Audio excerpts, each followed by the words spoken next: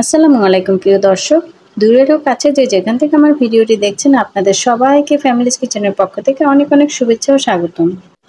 Families কিচেনের আজকের আয়োজনে থাকছে কিভাবে আস্ত মুরগি খুব সহজ উপায়ে রোস্ট করা যায়।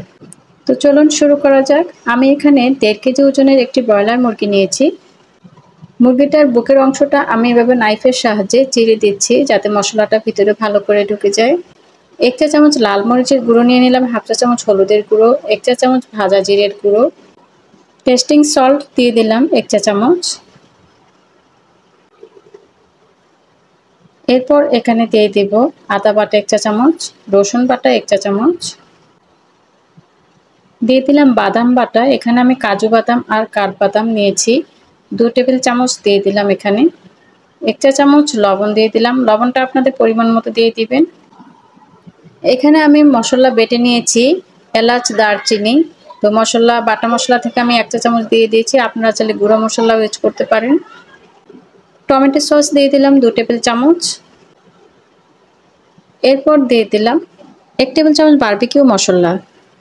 এখানে বারবিকিউ মশলাটা না দিলেও সমস্যা নাই, এই মশলাটা আমি একটু শাহি শাহি ভাব চলে আসার জন্য আমি দিয়েছি। তো এখানে আমি 2 টেবিল চামচ টক দই দিয়েছি, টক দইটা ভালো করে ফেটিয়ে দিয়েছি। এখন মশলাটা আমি ভালো করে হাত দিয়ে মিশিয়ে নেব। তো মশলাগুলো আমি ভালো করে মিশিয়ে নিচ্ছি, মেশানো হয়ে গেছে। এখন আমি মুরগিটার উপর মশলাটা লাগিয়ে দিব ভালো করে। এটা যেহেতু আস্ত মুরগি রোস্ট করব, তাই মুরগিটার ভেতরে মশলাটা ভালো করে লাগিয়ে দিতে হবে। সম্পূর্ণ মুরগিটার গায়ে এভাবে ভালো করে লাগিয়ে দিতে হবে মশলাটা, যাতে কোনো অংশ বাদ না যায়। ভিডিওটি দেখতে থাকুন এবং খুব সহজেই তৈরি করতে পারবেন আপনিও। আমার ছেলেরা যখন বায়না ধরে তখন এভাবেই খুব ঝটপট আমি আস্ত মুরগি রোস্ট করে দেই, আর ওরা খুব খুশি হয়ে যায়। তো সব সাইড আমি ভালো করে মশলা লাগানো হয়ে গেলে এরপর আমি একটি সুতোর সাহায্যে পা দুটোকে বেঁধে দেব, যাতে ফ্রাই করার সময় পা দুটো খুলে না যায়। ভালোভাবে ম্যারিনেট করে নিতে হবে মশলাগুলো দিয়ে। সবচেয়ে ভালো হয় যদি একদিন আগে আপনি এভাবে ম্যারিনেট করে নরমাল ফ্রিজে রাখেন। আমি এটা 5 ঘন্টার জন্য রেস্টে রেখে দেব। তো আপনারাও চেষ্টা করবেন লং টাইম রেস্টে রাখার জন্য, তাহলে এর ভিতরে মশলাটা ঢুকলে টেস্টটা ভালো আসে। তো রেস্টে রাখার পর আমি এখন মুরগিটার উপরে মশলাগুলো ছাড়িয়ে নেব। আর এই মশলাগুলো থাকলে তেলের মধ্যে মশলাগুলো পুড়ে যায়, তাই আমি মশলাগুলো ভালো করে উপর থেকে যতটা সম্ভব ছাড়িয়ে নেব। আপনারাও ঠিক সেম কাজটি করে নেবেন।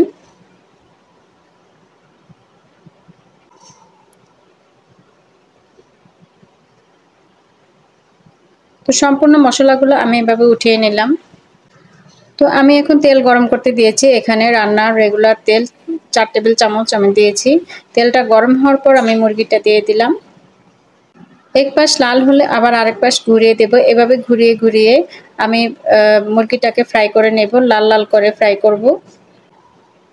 এখন এই কর্মময় ব্যস্ত জীবনে আমাদের কারো হাতে সময় থাকে না, তাই ঝটপট এভাবে তৈরি করে ফেলুন আস্ত মুরগির রোস্ট।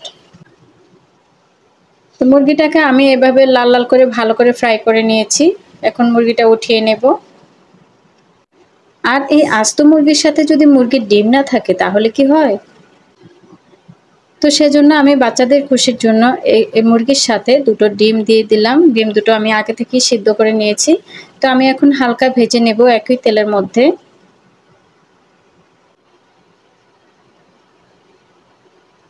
ডিমগুলো হালকা ভেজে নিয়েছি, এখন আমি ডিমগুলো উঠিয়ে এখানে দিয়ে দিলাম 3টে দারচিনি, 3টে এলাচ, আর দিয়ে দিলাম 2টো তেজপাতা, মাঝখান দিয়ে কেটে দিয়েছি আমি তেজপাতাগুলো। তো মশলাগুলো হালকা ভাজার পর আমি এখন এখানে 1 কাপ পেঁয়াজ কুচি দিয়ে দিলাম। পেঁয়াজগুলোকে আমি এখন বেরেস্তা করে ভেজে নেব, আর বেরেস্তা করে ভেজে নিলে রোস্টের আসল টেস্টটা পাওয়া যাবে।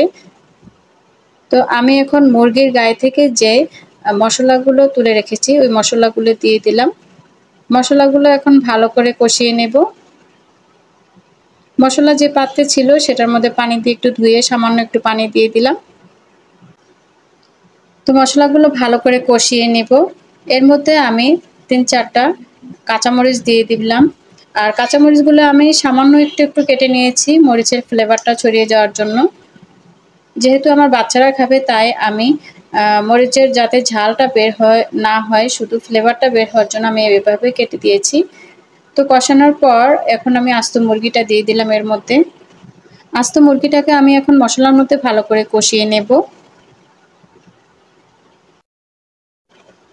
মশলার মধ্যে কিছুক্ষণ নেড়ে দেওয়ার পর আমি এখন ঢাকনা দিয়ে ঢেকে রাখবো 10 মিনিটের জন্য।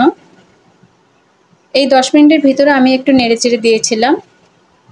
এরপর আমি এখানে দুধ দিয়ে দিলাম 2 কাপ। আপনারা চাইলে দুধের পরিবর্তে গরম পানিটাও ইউজ করতে পারেন। প্রিয় দর্শক, আপনারা আপনাদের ইচ্ছে মতো ঝোলটা রাখতে পারেন। আমি এখানে 1 চা চামচ চিনি ইউজ করেছি। স্বাদের কিছুটা পরিবর্তনের জন্য এই চিনিটা ইউজ করা। এরপর আমি ঢাকনা দিয়ে ঢেকে রাখবো। তো ঢাকনাটা উঠিয়ে নিলাম। আর এর মধ্যে আমি মাঝে মাঝে নেড়ে চেড়ে দিয়েছি, না হলে তলানিতে লেগে যায়। তো এখন আমি ডিম দুটো দিয়ে দিয়েছি। মুরগির সাথে মুরগির ডিম দুটো বেশ মানায়, তাই না?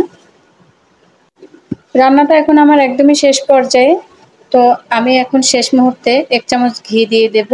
এই ঘিটা আমি ঘরে তৈরি করেছি। আপনারা চাইলে ঘির রেসিপিটা আমার চ্যানেলে দেখে নিতে পারেন। খুব ইজিভাবে আমি তৈরি করেছি, একদমই স্বাস্থ্যসম্মত। রেসিপি ভালো লাগলে প্লিজ একটা লাইক দিয়ে দিবেন আর চ্যানেলটিকে সাবস্ক্রাইব করে পাশে থাকবেন। আর আপনার মূল্যবান মতামত জানাতে ভুলবেন না কিন্তু। ভিডিওটি ভালো লাগলে ফ্রেন্ডস এবং ফ্যামিলির সাথে শেয়ার করবেন। আর আমার মতো একবার হলো ট্রাই করবেন, আশা করি ইনশাল্লাহ অনেক বেশি ভালো লাগবে। আজকের মতো এখানে বিদায় নিচ্ছি। সবাই অনেক বেশি ভালো থাকবেন, সুস্থ থাকবেন, আমারও আমার পরিবারের জন্য দোয়া করবেন। আল্লাহ হাফেজ।